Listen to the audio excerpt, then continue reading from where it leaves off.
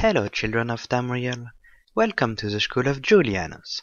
Today's lesson will be about basic principles of entropic conversion. The aim of this lesson is to help you understand what happens when a powerful necromancer sacrifices a good citizen of Tamriel in the name of a Daedra prince such as Molag Bal. Of course, this is merely intended as an intellectual exercise, as such an event is quite unlikely to happen within the border of our blessed empire. Firstly, we will briefly review the basic principles of life and death to ensure that everybody in the class gets into the context. Then we'll move on to the topic of conversion, and finally, we'll answer a few questions of interest. Unit 1. The basic principles of life and death. We citizens of Tamriel belong to Mundus, the mortal plane, which was created by the Etada under both Anwic and Padomaic influences. Without going further into theologic details, we will simply say for this lesson that Tamriel is surrounded by the Oblivion, which is dotted with burning holes commonly called stars that let us see through tiny portions of the Aetherius beyond, and it is somehow located in the middle of the Orbis. When a citizen of Tamriel is born, Arche grants them a soul coming from the Dream Sleeve, which is the place where the souls are recycled, and when this fellow citizen of Tamriel dies, the soul returns to the Dream Sleeve, though it may end up in another realm depending on certain criteria.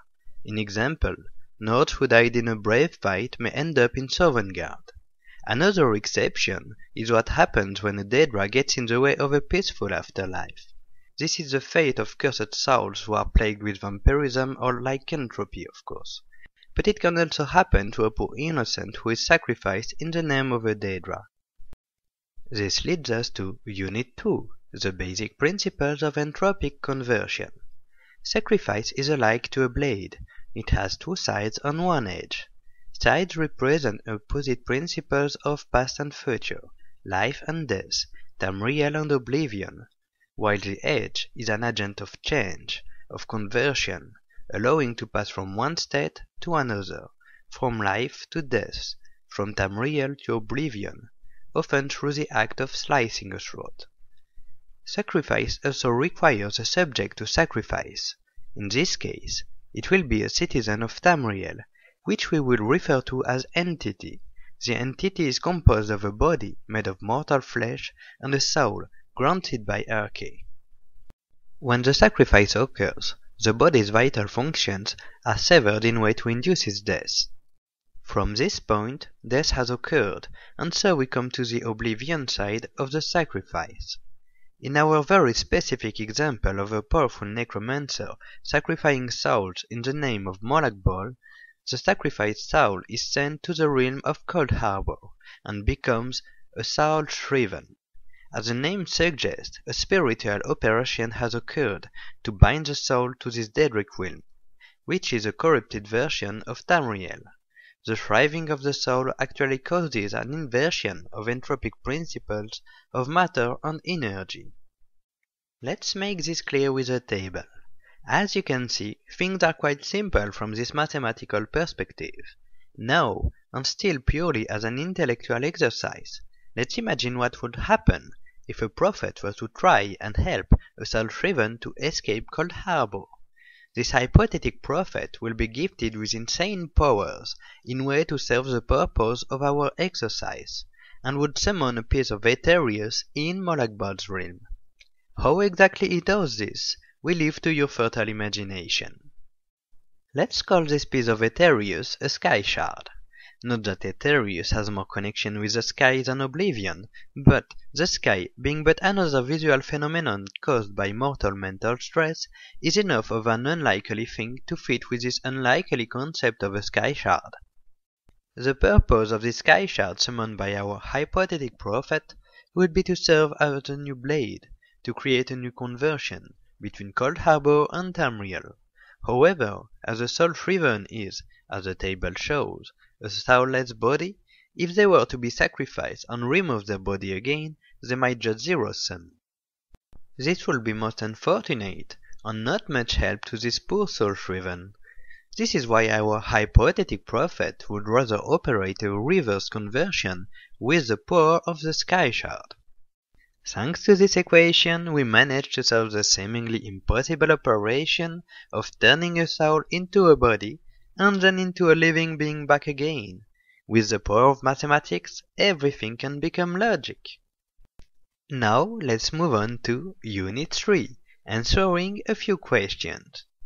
You might wonder why a powerful necromancer would serve Molag Bal, and why Molag Bal would allow an hypothetical prophet to summon a sky shard in his realm. Just to satisfy your curiosity, let's examine this real quick. Why would a powerful necromancer serve Molag Bal? Let's say our necromancer isn't just any necromancer, but the necromancer, one with a name that everybody knows, Mani Marco. Mani Marco, also known as the King of Worm, is an altmare who used to be one of the most gifted students among the Psychic Order back in the early Second Era, before becoming a powerful lich who seeks to ascend to godhood. It is noteworthy that despite his power and royal title, Mani Marco was more alike to a humble worm with a king's dignity. Never embarrassing himself with extravagance, he was always seen dressed in casual robes, even after becoming a mortal god. This reflects his awareness on the fact that necromancy has no meaning out of the mortal plane. Mani Marco lusted for power and divinity, but he didn't become the god of necromancy just to rule. It can be assumed that he also wished to keep on learning, and has the worm's humility of being able to find interest in weaker creatures too. Teaching the black arts to his apprentices helps him to learn as well. But let's forget this all and come back to mathematics and logic. If we ignore the part in which the black arts, through the study of anatomy and biology, can have very positive benefits for the students of the School of Restoration, we can briefly sum up necromancy as a gross worship of rot and gore, enslaving souls, desecrating corpses, and getting in the way of archy. Now let's compare this to what Molag Bal appreciates. If we turn this into an equation and simplify it, here it is. Necromancy is what pleases Molag Bal. We have now made a point that Molag Bal loves necromancy. If this is right, then, just like 4 plus 6 equals 10 and 10 equals 6 plus 4, we can safely say that necromancers love Molag Bal. Hence, Mani Marco loves Molag Bal, and if he loves him, why would we refuse to serve him? Also, it is noteworthy that Molag Bal is a hot seducer, as proven in the 36 lessons of Vivek, Sermon 12. Vivek looked on the king of rape and said, "How very beautiful you are that you do not join us." Now, as we are back to Molag Bal, let's answer the second question. Why would Molag Bal allow an hypothetical prophet to summon a sky shard in his realm? Fortunately, this question is much more simple to explain than the previous one. We have seen this calculation. This addition is true in the case of a soul shriven in Cold Harbor, but what would it be like for a living entity on Tamriel? If you look up to the table, the conversion is quite easy to perform. If a sky shard can turn a soulless body into a living entity, what does it do to an already living entity? Let's see this as numbers. We can note that 3 is superior to 2. This means that the sky shard makes our living entity into something more than it was before. In fact, the sky shard makes the entity more skilled than it was before. Who wouldn't be interested in skills? Skill is power, and Molag Bal likes power. Hence, when our hypothetical prophet summoned the sky shard, the prince was certainly hoping he could benefit from it, being persuaded that the summoning and absorption of a piece of Ethereus within his Daedric realm would take a lot of time. This is why we specified that our hypothetical prophet was insanely powerful.